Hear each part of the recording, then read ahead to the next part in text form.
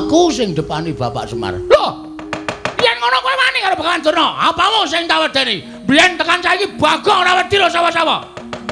Aku tak golek rokok sik ya, Kang.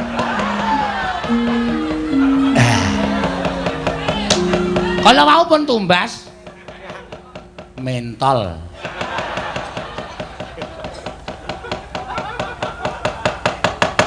Tegese kowe mani karo Begawan Durna sing tak wedeni apamu? Lho, nek pancen mani ayo iki, papan wong neter kate dayan. Wah, lah iki gayeng iki, Gong, dipikir sik le. Nek nganti Durna engko wani, Durna iki nggawa Kurawa. Ora wedi ora Kurawa. Ora wedi aku. Pokoke bapak ora usah menehi wayu karo Begawan Durna karo Prabu Duryudana. Yo rampungke nang kene iki. Kowe takon nang ndi pampano nenter Kadedayan. Mbah. Lor kulon omahe bapak ki ana lapangan voli. Ayo neng kono ditemtoke. Kaya apa aku sing tekani pati. Wah, ora minggat metu Jawaya tanti karawa semat jasmu mocar kaya kowe. Penemban Durna karo Pati Sengkuni, Gong. Hah? Penemban Durna karo Pati Sengkuni. Wes ketekan virus corona iki. Kok karo piyayi kok omongane kaya ngono. Wis ta, wis ketekan iki wong sing iso disusupi jiwane mesti modar. Mula ngungkuli virus. Aja nek krungu piyayine nesu lho. Ora wedi aku. Ora wedi ning nek duka ndak ora prayoga kedadeane. Penemban wilujeng rawuhipun. Gandak bleguduk suaru gembal. Sumarante, hawela. Iya Semar. Slamet tekaku ning Sambikala. Aku ngaturake basaku katur marang kowe ya Semar. Nggih, kula tampi. Dipun sekecaken Penemban. Oh iya wis ora kurang prayoga praptaku ning Karang Kadempel dina samengko iki Semar. Regena Pati Sengkuni katuran karaharjan rawuhipun. Iya. Kakang Semar, slamet tekaku. Aku ngaturake basaku katur ya Kakang Semar. Nggih, kula tampi. Dipun prayogekaken lenggahipun ya wis ora kurang prayoga. Nyuwun pangapunten gandeng. Mriki menika namung dusun benten kaliyan negari utawi benten kaliyan kraton. Mila sarwa-sarwi cumpen sarwa-sarwi awon kawontenanipun boten trep menawi kinarya pelengganipun piyayi-piyayi kados panjenengan. Wis ora dadi ngapa? Ora dadi ngapa? Aku wis ngerti ukuran kekuatanmu iki, aku wis ngerti. Kekuwataning Semar minangka dadi Panakawan, kekuwataning Semar minangka dadi Batur ki kahanane kaya ngapa aku wis ngerti. Mula ora usah dadak njaluk ngapura. Wis memper nek kowe kuwi ora duwe, wis memper nek kowe kuwi melarat, wis memper nek kowe kuwi sarwa kekurangan, wis pas nek kowe iki sekeng. Mula ora usah dadak njaluk ngapura. Aku mapan ning kene iki wis sak lumrahe.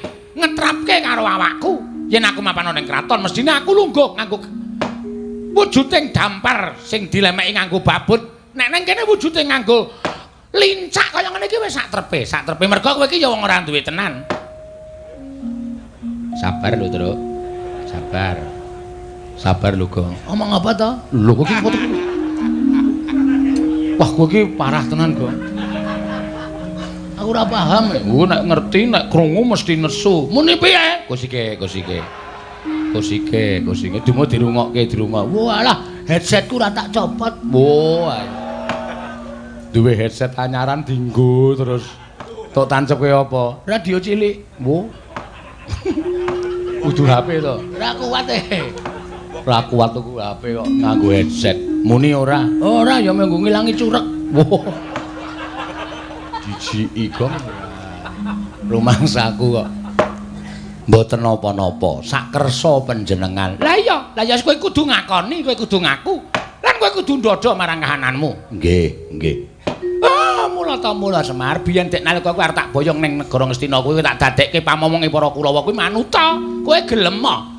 Yen kowe gelem dadi pamomonging para Kurawa jaman semana kowe tak boyong kowe gelem. Kowe ora milih para Pandhawa minangka dadi pepundenmu. Uripmu ora kaya ngene iki, uripmu ora sarwa sekeng kaya ngene iki. Aku ngerti. Kowe iki saya pucet ki mangan mesti ming maune sedina ping 3 saiki ming sedina pindho ta. Mergo sarwa kekurangan. Aku wis paham, aku wis ngerti. Nuwun sewu, mbok ampun ngoten ta Kakang. Sia-sia ya sia-sia. Nek Semar mangunekke kaya ngoten niku iso sabar. Ning sing teng mburi nika sing nyemelangi. Sampeyan rasa wedi, Kula karo sampeyan nggawa Sata Kurawa 100 cacahe. Apa kira-kira anak-anak Semar niku nek ajeng ngamuk iso ngalahke Kurawa 100? Mboten iso. Ora ana wong menang musuh wong 100, wong 3 menang musuh wong 100 niku mboten dadi kelampahan.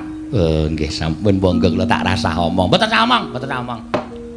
Nggih, pun mboten napa-napa. Lah sakniki kula tak takon. Kowe arep takon apa? Sampeyan rawuh mriki niku karep sampeyan dhewe napa diutus sinuwun Ngastina? Iki ngene Semar. Nek aku duwe perlu dhewe iki jane aku perlu apa to karo kowe? Ora imbange ngono lho. Ing ngatasé aku ki pendhitaning ratu, papanku ning kraton kok duwe perlu karo kere iki ra ya ora pas. Sing jenenge pendhitaning ratu ki nek ana keperluan ya karo pendhitaning ratu, saora-orane karo patih, saora-orane karo tumenggung, mudhuke karo bupati. Lah kok aku butuh karo mamong ki butuh apa? Nek aku ora diutus dening anak Prabu Duryudana, aku ora bakal tekan kene. Oh nggih, dados rawuh sampeyan dipun utus. Ya, aku diutus dening anak Prabu Ngastina. Lah wigatosipun anak Prabu Duryudana kuwi ngimpi nyumpena nampa Sasmita yen to Jawata bakal matedhake kanugrahan. Monggo ing dadi lantaran tu medhake kanugrahan mau ora kejaba mung kowe Semar. Mula tumuli anak Prabu Ngastina utusan nglawan aku. Ndangu nglawan aku ditimbali sowan ana ing negara Ngastina. Ing wigati aku supaya prapta ning Karang Kadempel lan nakokke babakan wahyu kuwi mau. Lah, gandhek kowe wis ngerti apa kang dadi wigati ning Begawan Durna, saiki kowe prasaja karo Begawan Durna. Wahyu mau jenenge apa? Yen pancen wis wujud jenenge lan ana keterangan ing kegumathok, aku njaluk wenehna karo aku, wahyu bakal tak bayang menyang negara Ngastina. Kuwi wigatine. Dening sak banjure, nek kowe nuduhake wahyu mau jenenge apa? Slamet uripmu. Dene ora? Oh, nuwun sewu lho Semar. Aku wis diparingi Purbawasisa dening anak Prabu Duryudana. Aku mung duta kok ora mung duta kongkonan, ning duta ngrampungi karya. Dadi nek upama kowe nyelaki sarta kowe ora gelem nuduhake apa jenenge wahyu lan wigatine wahyu mau tumanjane ning endi sarta ora entuk tak boyong, oh aja takon dosa apa kelakon. Durna nggunakake cara-cara sing kasar, Durna nggunakake cara-cara sing ora prayoga supaya kowe bisa menehake wahyu mau tak boyong menyang negara Ngastina. Wis kuwi wae sing dadi omong aku. Kokean ndak ora ana perlune. Mergo aku nek omongan karo kere iki tak batesi. Kurung ora kok. Heeh. Nesu ora kowe? Ora. Semar dunekke ngono kuwi kira nesu. Semar iki kere tenan ora? Ayo kere tenan. Ayo wis. Ngono kok digawe angel. Wong aku melu Semar iki getun kok. Lho. Getun mergane. Saiki tak takon, Semar iki ra kudune jarene wong-wong kuwi do ngandhake Semar iki titising sanggiwange Semanta. Ismaya. Hah? Ismaya. Ada dewa. Endi nyatane? Anak dewa kok saya kere. Kowe karo aku omahe saya cilik. Nggo ngragati sekolah anak-anak. Piye wis kuwi? Aku ki jane getun upama ana sing ngepek aku, dadi anak ana aku trima melu sing ngepek aku aja. Ning angsare gedhe. Aja didelok saka bandane, aja didelok saka ukuran bondo donya lho derajat pangkat. Kowe melu Semar ayem to? Ora. Ayem ngono. Ayem apa wong utange akeh kok ayem. Petro, dalem Pak. Bagong aja tok jak omong, lakbanen cangkeme. Saya suwe kok neng ati saya ngregetke. Kok sik do meneng sik aku tak wangsulan. Nggih, ngatos-atos lho Pak, Ngati-ati lho Pak. Ora satok eleke aku ora butuh karo kowe. Nesu Bapak. Arepmu nesu Bapak nesu ora dianggep anak, ora masalah. Lunga ta. Lunga arep endi? Lunga terus bali meneh. Percuma. Nuwun sewu, pancen leres. Kula menika nampi sasmitaning dewa. Ning nuwun sewu lho. Semar niku mung dadi lantaran. Tegese Semar ya durung weruh napa to sing disebut kanugrahan niku wau jenenge napa, tumanjane teng pundi niku kula dereng saged ngertos. Dadi nek upama enten titah sing pun nampi sasmitaning dewa kudu nggayuh kanugrahan. Lho nuwun sewu, dinteni wahyaning mangsa kala. Mangke nek kula wis entuk sasmita saka dewa, nek pancen kula wis diparingi sasmita, iki lho titah sing kudu nampa kanugrahan, iki lho sing titah kudu nampa kanugrahan menika mesti kula paringke. Tur nuwun sewu lho Penemban. Wong gayuh kanugrahan kok njaluk niku cara pundi kula tak takon. Wong gayuh wahyu kok njaluk niku cara pundi kula tak takon. Selagine ngelmu mawon kelakone kanthi laku lekas lawan kas tegese kas nyantosani setya budya pangekese durhangkara. Ngelmu niku nek ora dilakoni lakune ora ana tumanjane apa-apa. Ngoten. Lah niki wahyu. Monggo akeh para nimpuna para surjana sarjaning budi. Akeh para pinter, akeh para kaki-kaki, akeh para sepuh sing golek wahyu niku direwangi priyatin, direwangi tapa brata, direwangi tapa. Apa to sebabe disebut tapa? Niku ngrasake wong sak tata apa-apa. Tegese ngrasake wong-wong ora duwe, ngrasake kaya dene wong sing kekurangan, ngrasake kaya dene wong sing ora kecukupan. Wong apa? Ngoten. Lah wigatine napa? Resik jiwa lan ragane. Sing jeneng menungsa niku mboten wonten sing suci, mboten ketang sithik mesti kelepetan dedosan. Supaya dadi wong suci niku kudu nglenggana dhateng sakehe ngreh dosa sing wis dilakoni, sranane kudu masuh lair lan batine. Kanthi sarana priyatin. Mboten kok priyatin to apa brata niku njaluk karo sing mbau reksa, sing tunggu kali kene aku wene ana kekuatan, sing tunggu guwa kene aku eno kekuatan. Mboten, ning golek papan sing sepi sing ora ana swara apa-apa supaya gedhekke nggone wiridan ngagengaken asmaning Gusti supaya Gusti paring pangapura saking keluputan. Niku nek wis resik niku lagi entuk wahyu niku pantes. Angka 2. Wong kedunungan wahyu niku nuwun sewu nek satriya ya kudu netepi kasatriyane sing kanthi apik, netepi kewajibane sing kanthi becik. Nek dadi ratu ya ratu sing apik, nek dadi satra sing apik, nek dadi lurah sing becik, nek dadi bupati sing apik. Niku bakal entuk kanugrahan mbuh wujud napa. Merga wis iso nglakoni kewajibane kanthi apik, mboten kelepetan dedosan. Nek dadi pendhita sing apik, aja pendhita sing suarane kaya kertas kaya ngoten niku. Nek sampeyan kaya ngoten niku ora diajeni karo sak pepadane. Sing diajeni ming serban kali ketu sampeyan le putih. Ning ati sampeyan lecek, ati sampeyan kebak wulu, ati sampeyan kebak drengki, srei, panas ten, patiopen, dahwen. Niku mboten apik, Penemban. Dan tur wong kedunungan wahyu niku kudu iso nglakoni 3 perkara. Mangrungokke mboten kula mejang karo pendhita ampuh mboten. Ning ming tukar kawruh, muga-muga kawruh Semar niku iso dienggo penemune Begawan Durna, iso dienggo tambahan ilmu sampeyan. Wong arep kedunungan wahyu kuwi duwe watak 3 perkara. Inggih menika wujudipun lila, wani lan kurban. Ngoten. Lila niku wong urip ning alam padang niku lila karo uripe kudu ikhlas ngelingana. Nek urip niku ming sak derma diparingi, ora njaluk, ora ngemis, ora utang. Sing maringi sing gawe urip. Mula jroning urip ning alam padang niku nek diparingi urip niku kudu nampa apa anane, susah ya wani, lila, seneng ya lila, bungah ya lila, mlarat ya lila, sugih ya lila. Aja sok ngresula. Mongko racak-racake menungsa niku diparingi seneng sithik lali ngucap syukur. Ning nek diparingi rekoso 2 dina, le nyebut sing gawe uripe nganti telake garing. Ngoten. Nggih napa mboten? Terus saniki kula tak takon, kurban utawa wani, semang-semang samar-samar mengko gek menika mboten badhe sumanding. Nek wis urip teng alam donya niku napa sing ajeng mang tindake niku aja dipasrahke karo sak pepadaning urip. Ning pasrahno karo sing gawe jagat, merga sing iso ndakwa, merga sing iso menehi dosa lan kanugrahan niku sing gawe jagat. Upamane kula ajeng tumindak mitulungi karo maling niki angel digagapi. Ngoten. Maling niku salah. Maling niku kleru, ning kok tak tulungi.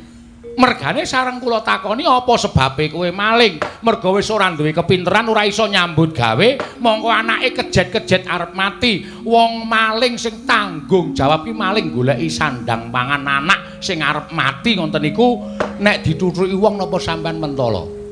Lah carane leh kula nulungi ya iki barang colongamu balekno. Nek kowe butuh apa-apa njaluk aku. Ora ketang aku ora duwe ning sing becik anakmu tetep urip. Hadan. Nggih mboten? Sing kaping 3 niku korban. Korbaning lahir, korbaning batin. Korbaning lahir menika dana driyah. Weweh tetulung dateng sak pepadane. Hadan. Tetulung dateng sak pepadane menehi sandang wong kawudan, menehi payung wong kudanan, menehi boga wong kaluwen.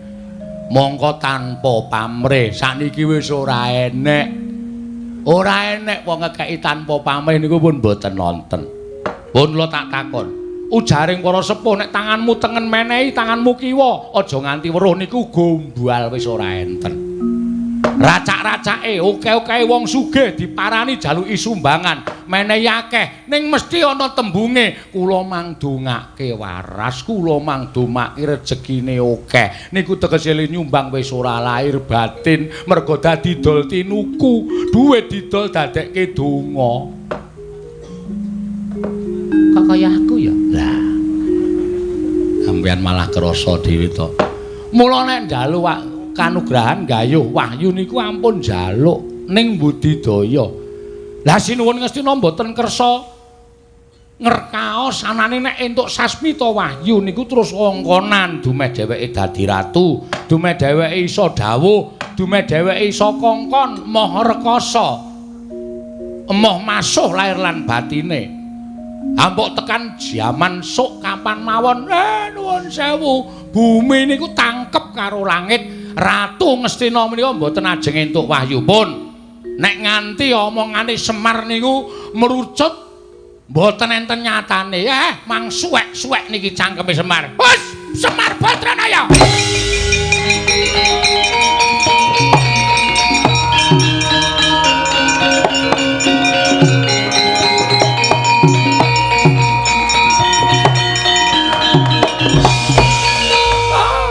Maning jajalan sukertaning bawana iblis lanat. Lah kok dadi kowe malah mejang karo aku, mulang karo aku ke barat kowe. Pintra njara langit kowe ora menang karo Begawan Durna. Durna iki kondang pendhita monyar-monyar. Pira siswaku iki padha suwita marang pertapan Sokalima. Lah kok dadi kowe mung getibal 17 Ponokawan. Kowe iki mung batur kok mejang mulang karo Begawan Durna. Oh, Semar pintra kowe ora dadi batur. Pintra kowe ora dadi Ponokawan. Lah kok malah ngecomang dleming ngandar-andar ngendukur. Drewili kaya grojokan ucapmu. Apa rumasamu pinter Semar tinimbang Begawan Durna? Nuduhke apa ora? Ora nuduhke wahyu aja takon dosa. Sungsang bawana balik karangkap jembel gane ati.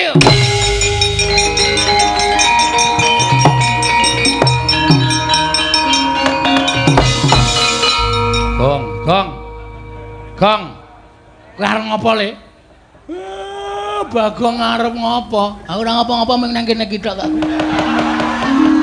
Ya wis. Ngegol-goli senengane. Aku ki arep nesu. Ya wis gek nesu. Sik, tak salin. Ya.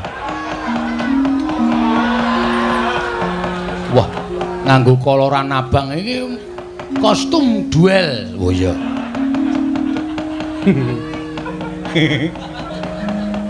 Training ra tau ganti.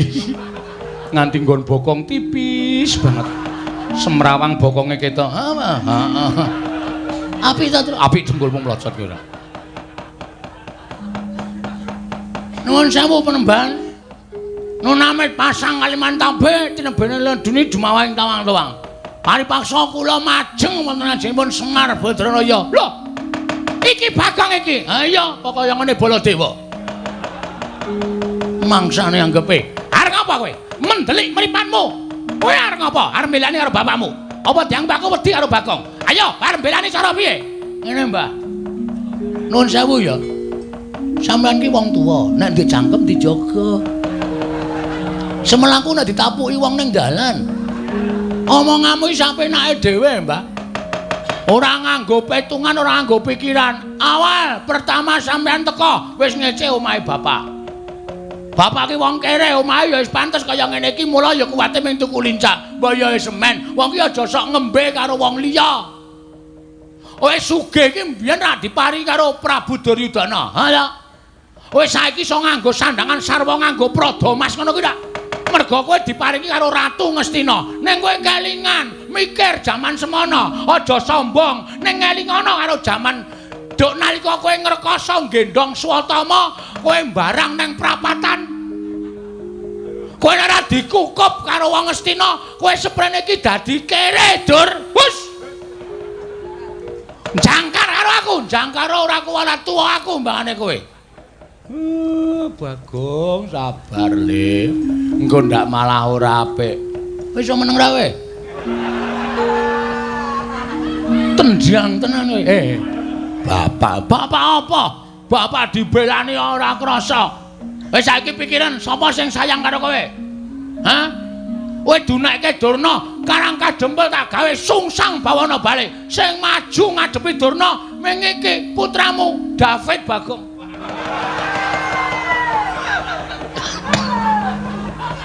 Tambah David iki gek kapan?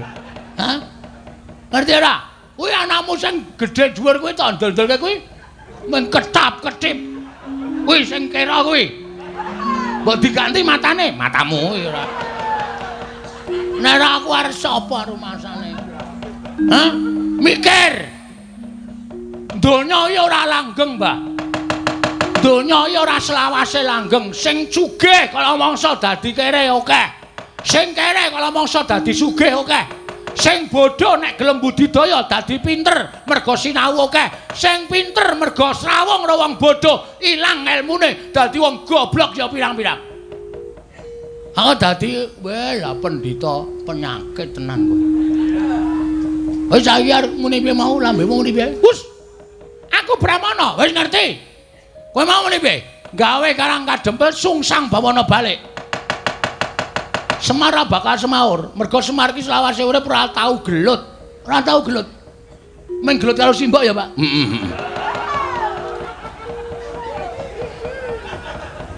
Sumo ya? Heeh.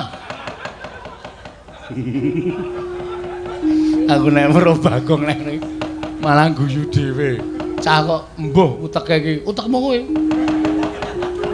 Otak kok utek ora. Ya sorry ora. Saiki ngene. Nek kowe arep gawe sungsang bawana balik kanan Karang Kadempel, Bagong sing ora sarujuk. Aku sing depani Bapak Semar. Lho, yen ngono kowe wani karo Begawan Durna, apamu sing tak wedeni? Biyen tekan saiki Bagong ora wedi lho sapa-sapa. Aku tak golek rokok sik ya, Kang.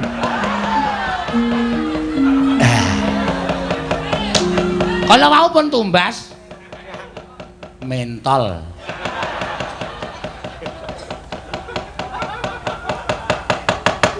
Tegese kowe mani karo Begawan Durna, sing tak wedeni apamu? Lho, nek pancen mani ayo ngene iki, papan wong neter kate dayan. Wah, lah iki gayeng iki, Gong, dipikir sik le. Nek nganti Durna engko wani, Durna nggawa Kurawa. Ora wedi ora Kurawa. Ora wedi aku.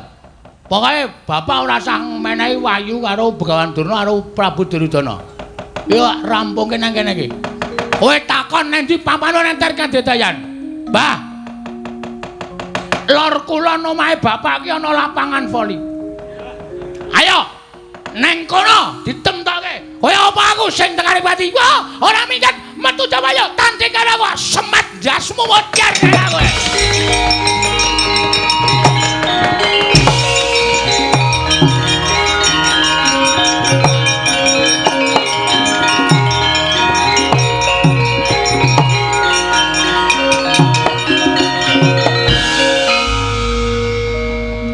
Kok kowe kok ora merana ki ngapa? Lah ngapa? Merana kan ngapa? Lah mau rak nantang Durna to? Ayo ditandangi, modar apa? Terus iki karepmu piye? Karepmu piye wis wani nantang kok? Sing penting Durna metu saka omahe bapak. Nek Durna gawe geger ning jaba, aku urusane wong jaba.